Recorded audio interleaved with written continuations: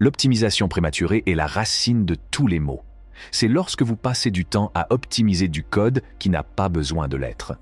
Cela peut entraîner une perte de temps et d'effort et peut même rendre votre code plus lent. Comment savoir s'il est temps d'optimiser? Voici une règle empirique. N'optimisez que le code qui est réellement lent.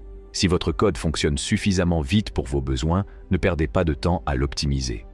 L'optimisation prématurée constitue une mise en garde dans le domaine du développement de logiciels. Bien que l'attrait d'atteindre des performances maximales dès le départ puisse sembler irrésistible, il conduit souvent à des résultats contre-productifs. L'empressement à optimiser prématurément peut entraîner une complexité excessive, un obscurcissement du code et une diminution de l'attention portée à la résolution du problème principal. L'accent mis sur les performances n'est pas sans raison. Dans le paysage technologique en constante évolution, il est essentiel d'obtenir des logiciels efficaces. Toutefois, les performances doivent être considérées dans le contexte d'un triangle de compromis plus large, qui comprend les performances, la rapidité et l'adaptabilité. La vélocité incarne la rapidité d'intégration de nouvelles fonctionnalités dans le système, répondant ainsi aux exigences d'un développement rapide. En revanche, l'adaptabilité fait référence à la capacité du système à s'adapter à l'évolution des besoins, ce qui est indispensable dans un environnement dynamique. La navigation dans ce triangle exige un équilibre délicat. La recherche de la vitesse pure peut permettre d'intégrer rapidement des fonctionnalités, mais souvent au détriment de l'accumulation de dettes techniques, ce qui peut ralentir les progrès à long terme.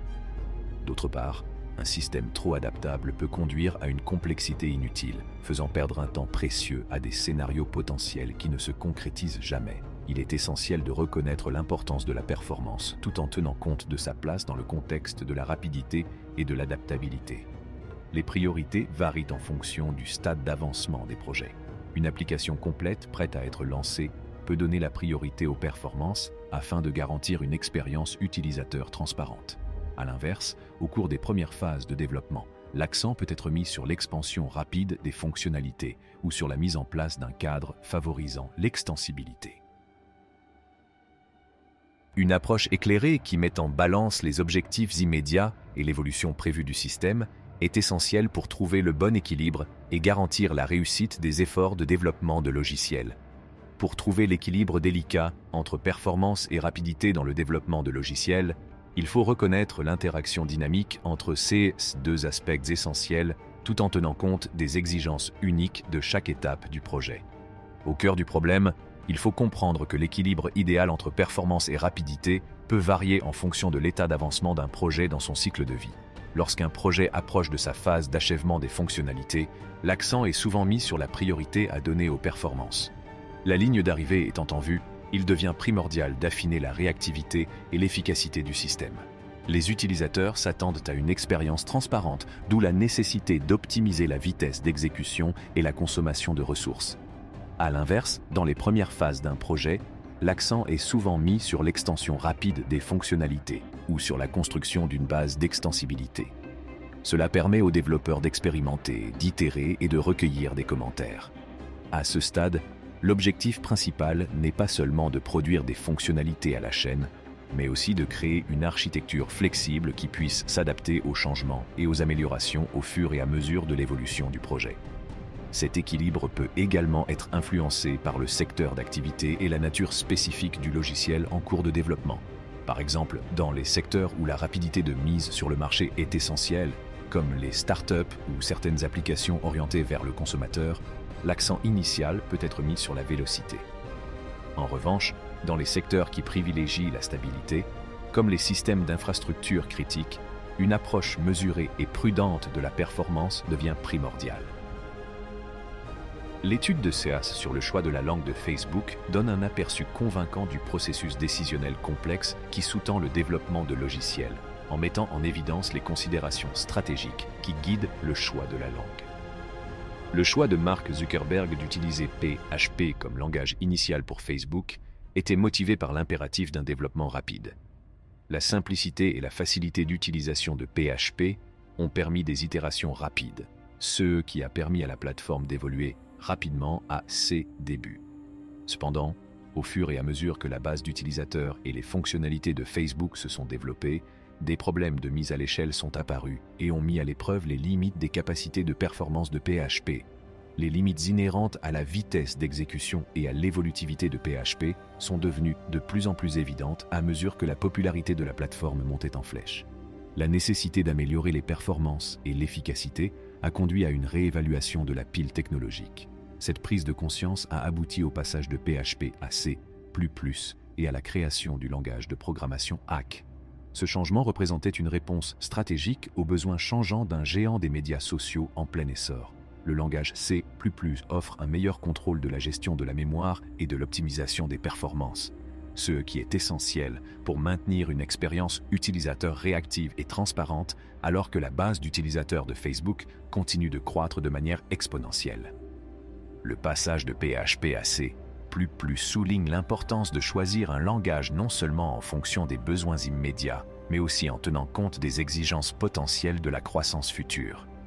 Bien que le passage à C++ ait été motivé par des considérations de performance, il convient de noter que le choix initial de PHP était loin d'être un faux pas. Il s'agissait d'une décision calculée qui correspondait aux besoins de Facebook en matière de développement rapide et d'entrée précoce sur le marché.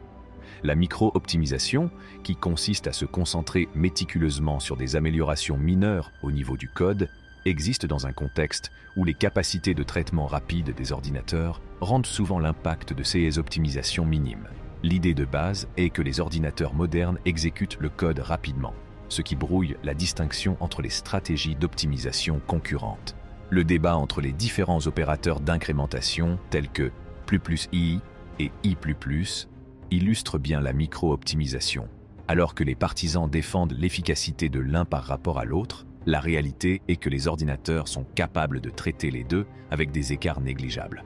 L'efficacité des données influence considérablement la vitesse d'exécution. Le profilage, qui consiste à analyser les schémas d'exécution du code, est une autre tactique essentielle. Les outils de profilage permettent d'identifier les goulets d'étranglement en matière de performance et les points chauds du code, en révélant les sections du code qui consomment trop de temps ou de ressources. Cette analyse empirique aide les développeurs à repérer les domaines qui nécessitent une optimisation, ce qui permet d'adopter une approche ciblée pour améliorer les performances. La simplification, tant au niveau de la structure du code que de l'allocation de la mémoire, contribue de manière significative à l'optimisation des performances. La rationalisation du code permet d'éliminer les complexités inutiles, de réduire le risque d'opérations redondantes et d'atténuer les facteurs de dégradation des performances. De même, une allocation de mémoire judicieuse minimise les frais généraux liés à l'allocation et à la gestion de la mémoire pendant l'exécution du programme. Une utilisation efficace de la mémoire peut considérablement améliorer la vitesse d'exécution et la réactivité. Bien que ces stratégies améliorent collectivement les performances, il est essentiel d'aborder l'optimisation avec pragmatisme. Tous les codes ne requièrent pas le même degré d'optimisation, et tenter de suroptimiser peut conduire à des rendements décroissants, voire à des résultats contre-productifs. Les efforts d'optimisation doivent être guidés par une compréhension approfondie des modèles d'utilisation de l'application et des exigences de performance. J'espère que cette vidéo vous a été utile. Si c'est le cas, merci d'aimer, de partager et de vous abonner à notre chaîne pour plus de contenu sur le développement logiciel. En attendant, merci d'avoir regardé.